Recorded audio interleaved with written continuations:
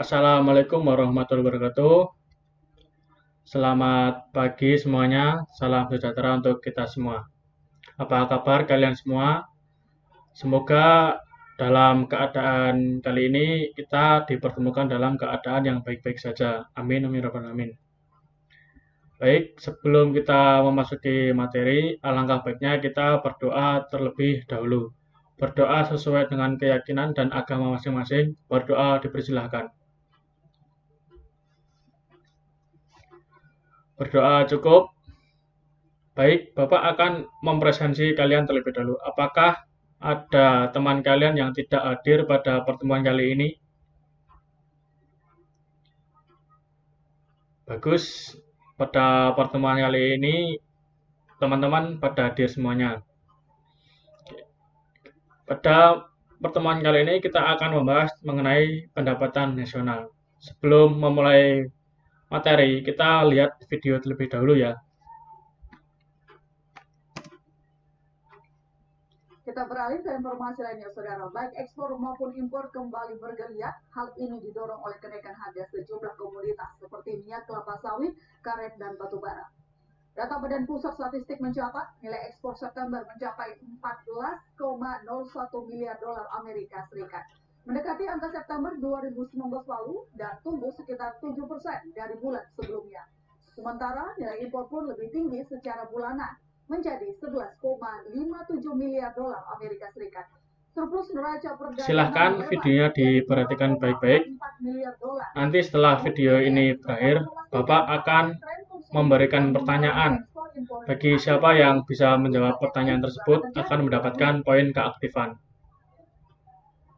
Masalah penanganan kesehatan dan ditemukannya vaksin dan diterapkannya vaksin nanti akan bisa pengaruh besar.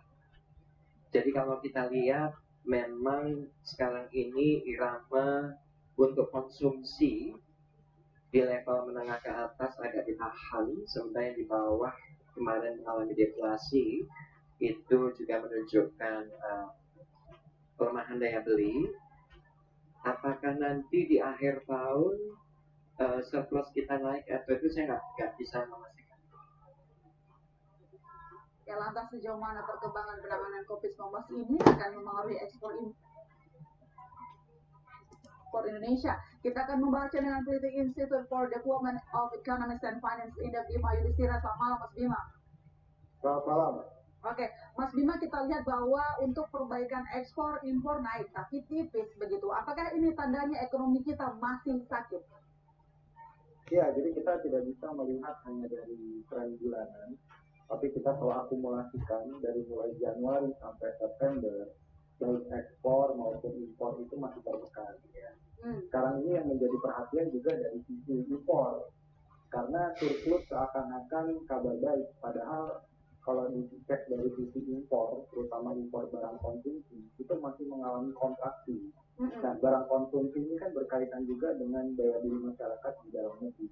Jadi turunnya impor barang konsumsi bukan indikasi yang positif, karena kelas menengah atas menahan belanja, sementara yang kelas bawah itu hanya tergantung pada stimulus dari pemerintah, dari bantuan sosial. Nah, jadi ini situasi surplus yang berturut-turut dalam beberapa bulan terakhir ini itu mengindikasikan ada yang tidak beres dari sisi impor ya, terutama juga impor bahan baku dan barang modal. Ya. Kalau daya beli. Nah, oke, sekian videonya. Apakah ada yang mau menyampaikan pendapat mengenai video ini? Nah, baik, Mas Ilham, silahkan. Apa yang dapat disimpulkan dari video ini? Nah, bagus sekali apa yang disampaikan oleh Mas Ilham. Tetapi Bapak akan memberikan tambahan sedikit mengenai pendapat Mas Ilham. Nah, di sini disebutkan bahwa kegiatan ekspor dan impor yaitu mempengaruhi neraca perdagangan. Nah, pada video ini ekspor dan impor akan masuk dalam pendapatan nasional. Jadi begitu. Oke, next ke materi. Di dalam negerinya turun, maka Pada pertemuan kali ini, kita akan membahas 3 materi. Yang pertama yaitu pengertian pendapatan nasional, yang kedua konsep pendapatan nasional, dan yang ketiga metode pendapatan nasional. Kita mulai dari materi yang pertama yaitu mengenai pengertian pendapatan nasional. Pendapatan nasional. Pendapatan nasional adalah jumlah seluruh pendapatan yang diterima masyarakat pada suatu negara dalam kurun waktu tertentu. Nah, biasanya dalam kurun waktu ini yaitu satu periode atau 1 tahun. Kemudian kita akan membahas mengenai faktor-faktor pendapatan nasional. Nah, faktor-faktor yang mempengaruhi pendapatan nasional yang pertama yaitu permintaan dan penawaran agregat. Permintaan agregat yaitu jumlah seluruh permintaan barang dan jasa dalam suatu perekonomian tertentu yang diminta oleh perusahaan-perusahaan. Yang selanjutnya yaitu penawaran agregat. Penawaran agregat jumlah seluruh barang dan jasa yang ada di dalam perekonomian tertentu yang ditawarkan oleh perusahaan-perusahaan dalam berbagai tingkat harga. Nah, jadi permintaan dan penawaran agregat ini akan mempengaruhi pendapatan nasional. Yang kedua yaitu konsumsi dan tabungan. Konsumsi adalah total seluruh pengeluaran oleh masyarakat untuk membeli atau mendapatkan suatu barang. Sedangkan tabungan yaitu sisa dari pengeluaran masyarakat yang disimpan. Jadi konsumsi itu yang dikeluarkan untuk mendapatkan, sedangkan tabungan yaitu sisa dari pengeluaran tersebut. Nah, yang ketiga yaitu investasi. Investasi adalah kegiatan penyimpanan dana pada suatu periode tertentu dengan harapan penyimpanan dana tersebut akan menimbulkan keuntungan atau pendapatan. Nah, ketiga faktor ini, itu tadi faktor yang mempengaruhi pendapatan nasional. Selanjutnya yaitu mengenai manfaat dari pendapatan nasional. Nah, yang pertama itu untuk mengukur pertumbuhan suatu negara. Yang kedua, untuk membandingkan perekonomian suatu negara dengan negara lain. Dan yang ketiga, untuk merancang kebijakan baru. Oke, selanjutnya kita akan membahas mengenai konsep-konsep pendapatan nasional. Yang pertama, kita akan membahas tentang produk domestik bruto. Adalah jumlah total suatu pendapatan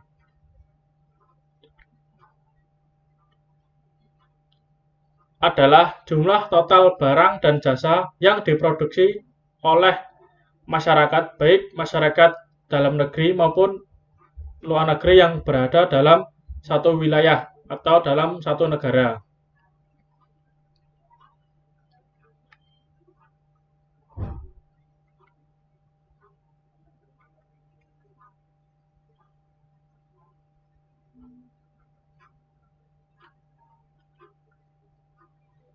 Untuk menghitung nilai atau besaran gross domestic product, yaitu dengan menghitung pendapatan masyarakat dalam negeri ditambah dengan pendapatan asing dalam negeri. Nah, contohnya yaitu penghasilan WNI di dalam negeri sebesar 70 juta, kemudian penghasilan warga negara asing di dalam negeri sebesar 15 juta, dan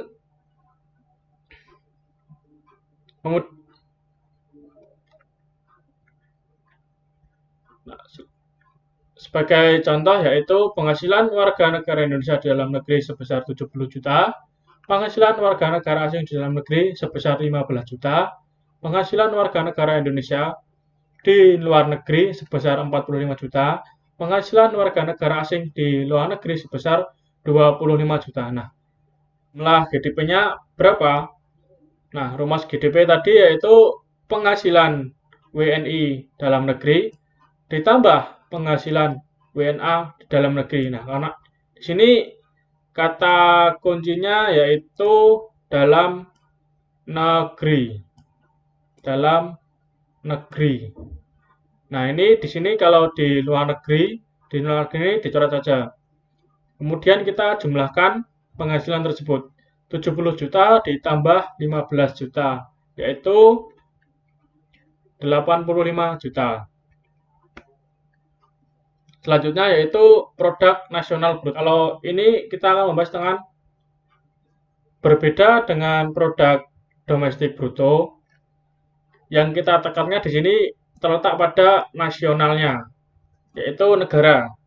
Jadi dihitung masyarakat yang berpenghasilan di dalam negeri maupun di luar negeri ditambahkan tanpa mengikut sertakan warga negara asing di dalam negeri tersebut. Nah, yang kita fokuskan berarti bangsanya itu sendiri atau negaranya. Rumusnya yaitu pendapatan warga negara Indonesia di dalam negeri ditambah pendapatan WNI di luar negeri dikurangi pendapatan asing dalam negeri. Atau lebih simpelnya itu pendapatan WNI di dalam negeri ditambah pendapatan WNI di luar negeri. Di sini kata kuncinya yaitu di WNI-nya. WNI. Oke. 70 juta dan 45 juta. Dengan rumus yaitu GDP ditambah WNI luar negeri dikurangi WNA dalam negeri. Nah, GDP-nya tadi 85 juta.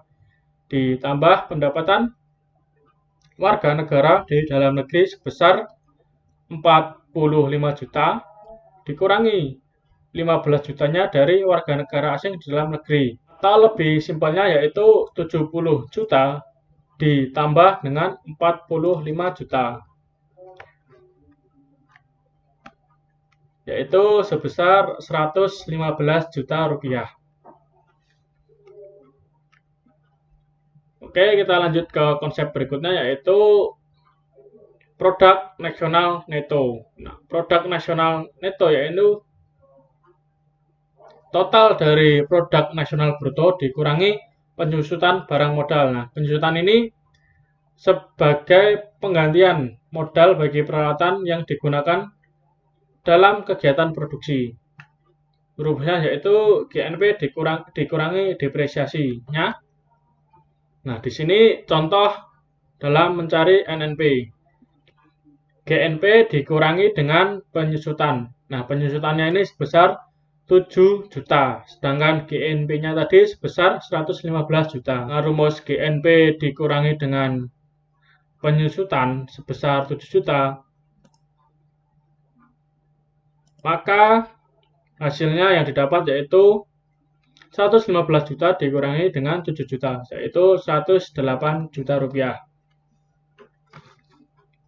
Selanjutnya yaitu pendapatan nasional neto. Pendapatan nasional itu yaitu suatu pendapatan yang dihitung berdasarkan jumlah balas jasa yang diperoleh oleh masyarakat pemilik faktor produksi. Dengan rumus yaitu NNP dikurangi pajak tidak langsung. Nah, ini pajaknya sebagai pengurang ya, karena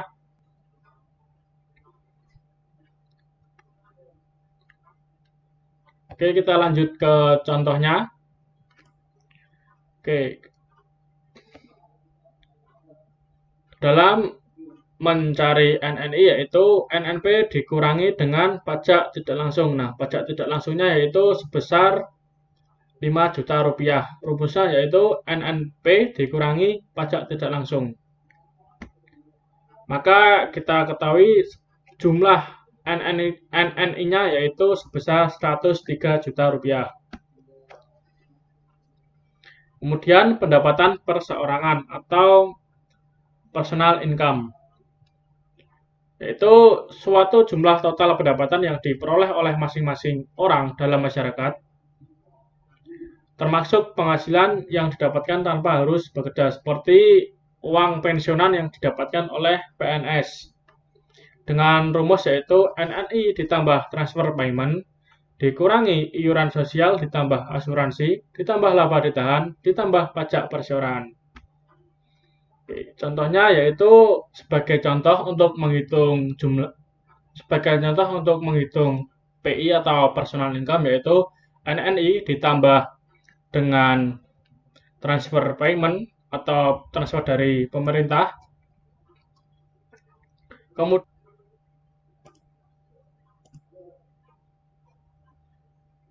Kemudian dikurangi dengan iuran sosial, dikurangi dengan laba yang ditahan, dan dikurangi pajak perseorangan.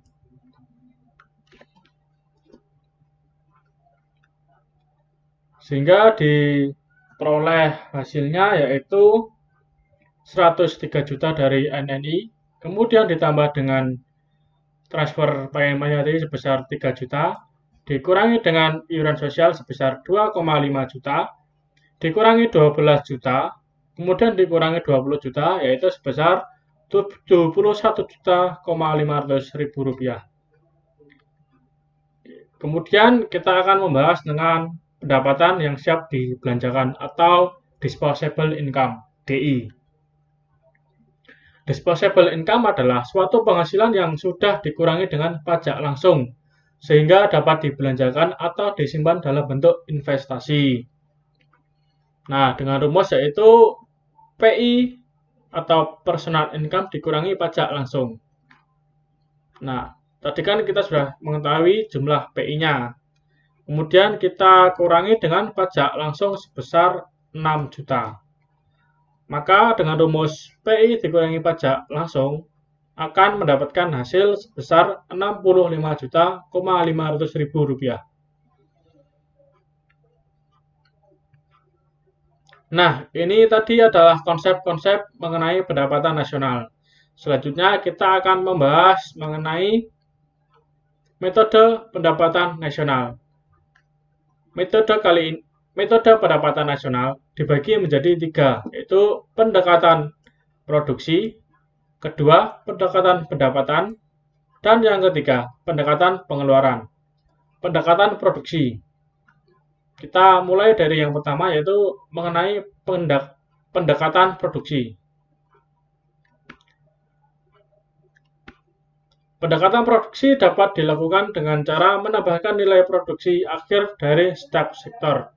Nah, yang perlu ditekankan pada bagian ini yaitu nilai produksi akhir atau bagian akhir atau barang jadilah.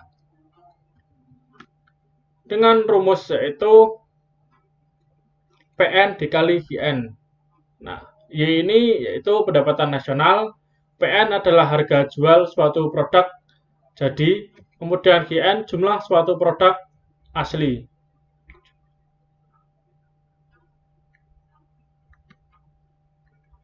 Oke, sebagai contoh yaitu diketahui harga barang kapas sebesar 30 juta. Kemudian benang sebesar 50. Maaf. Nah, sebagai contoh diketahui barang harga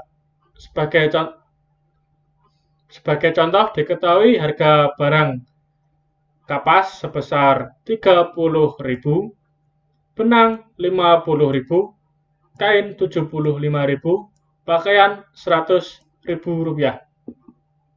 Maka besarnya pendapatan nasional jika dihitung dengan pendekatan produksi ialah, nah sebelum menghitungnya kita terlebih dahulu mencari nilai tambah dari masing-masing barang ini. Nah, kapas menjadi benang yaitu 30.000 menjadi 50.000 sebesar 20.000. Benang menjadi kain yaitu sebesar 25.000, kain ke pakaian sebesar 25.000. Oke, totalnya jadi berapa? Silakan jika ada yang mau menjawab akan mendapatkan poin keaktifan.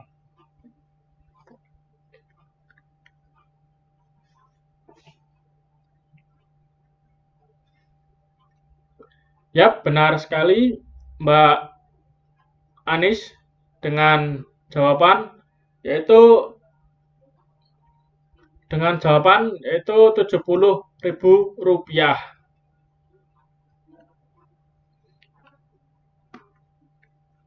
Oke, kemudian memasuki pendekatan yang kedua yaitu pendekatan pengeluaran. Pendekatan pengeluaran juga dapat dihitung dengan cara menjumlahkan suatu Pendekatan pengeluaran juga dapat dihitung dengan cara menjumlahkan semua pengeluaran berupa konsumsi, investasi, pengeluaran pemerintah, dan selisih ekspor dikurangi dengan impor. Dan selisih ekspor dan impor. Nah, dengan rumus seperti ini, pendapatan nasional sama dengan konsumsi ditambah investasi ditambah pengeluaran pemerintah ditambah selisih ekspor dan impor. Nah, ini contohnya yaitu pada awal periode 2020 diperoleh data sebagai berikut. Pengeluaran konsumsi sebesar 30.000, investasi pengusaha sebesar 20.000, ekspor 17.000, impor 7.000, pengeluaran pemerintah yaitu 15.000. Maka besarnya pendapatan nasional jika dihitung dengan pendekatan pengeluaran ialah 30.000 ditambah dengan 20.000, kemudian ditambah lagi dengan 15.000, ditambah selisih ekspor dan impor sebesar 10.000. Dengan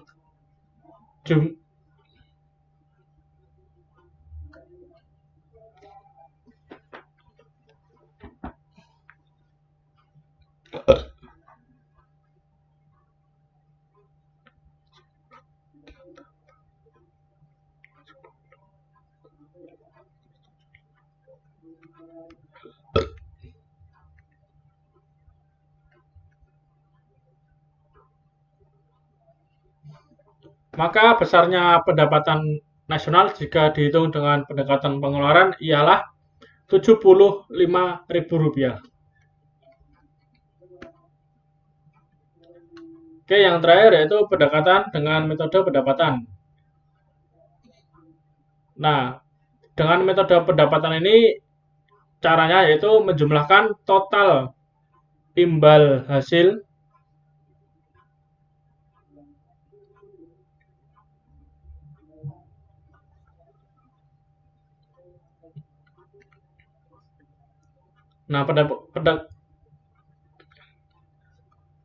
materi yang terakhir yaitu pendekatan pendapatan. Nah, pendekatan pendapatan dapat dihitung dengan cara yaitu menghitung yaitu pendekatan nasional dengan metode pendapatan nasional dengan pendekatan pendapatan dapat dihitung dengan cara itu menjumlahkan upah, sewa, bunga, dan laba.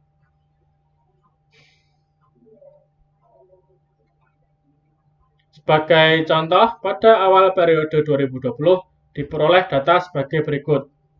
Sewa sebesar 27 juta, sewa sebesar 27.000, upah sebesar 19.000, profit 35.000, impor 70.000.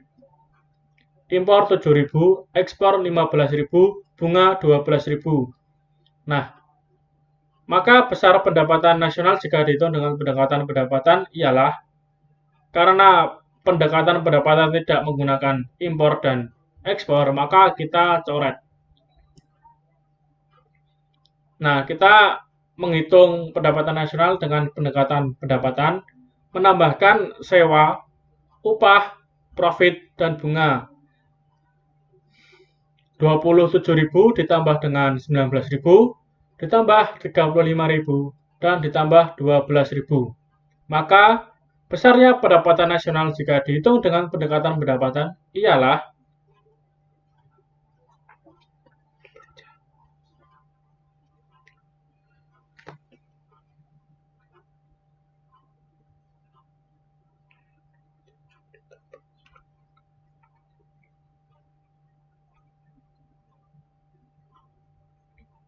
Maka besarnya pendapatan nasional jika dihitung dengan pendekatan pendapatan ialah sebesar Rp93.000. Oke, sekian pembelajaran pada hari ini mengenai pendapatan nasional.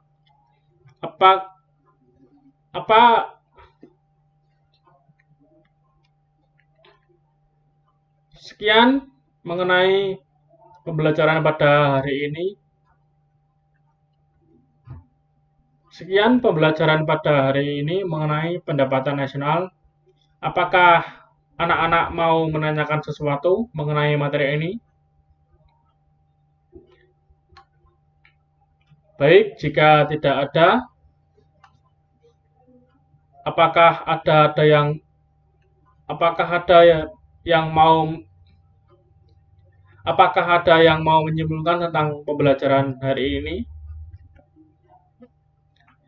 Baik, jika tidak ada yang mau menyimpulkan, maka Bapak akan menyimpulkannya. Oke, pembelajaran pada hari ini mengenai pendapatan nasional. Nah, pembelajaran pada hari ini kita membahas mengenai pendapatan nasional. Nah, pendapatan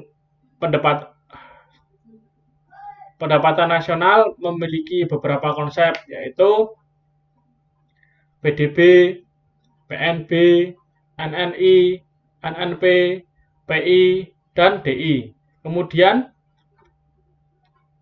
selain konsep-konsep pendapatan nasional juga dapat dihitung dengan melalui metode pendekatan-pendekatan.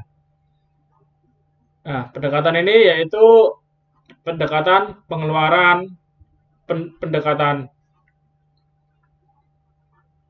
Yang pertama yaitu pendekatan pendapatan. Yang pertama yaitu pendekatan pendapatan. Yang kedua, pendekatan pengeluaran. Dan yang ketiga, pendekatan pendapatan. Oke, terima kasih atas perhatiannya. Jangan lupa untuk belajar agar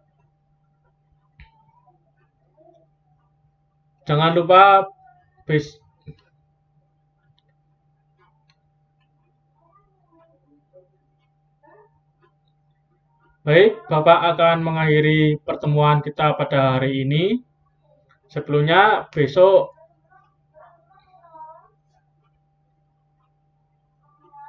Bapak akan mengakhiri pertemuan pada hari ini. Pada pertemuan minggu depan, kita akan ujian harian mengenai pendapatan nasional. Jadi, minta tolong persiapkan diri kalian baik-baik. Belajarlah yang rajin agar mendapatkan hasil yang maksimal. Untuk mengakhiri pertemuan pada hari ini, marilah kita berdoa dengan membaca hamdalah. Untuk mengakhiri pertemuan pada hari ini, marilah kita tutup dengan berdoa sesuai keyakinan dan agama masing-masing. Berdoa dipersilahkan. Apabila Bapak dalam menyampaikan materi pendapat, apabila Bapak dalam menyampaikan materi banyak kesalahan kata atau kata-kata yang kurang berkenan, Bapak mohon maaf yang sebesar-besarnya. Wassalamualaikum warahmatullahi wabarakatuh.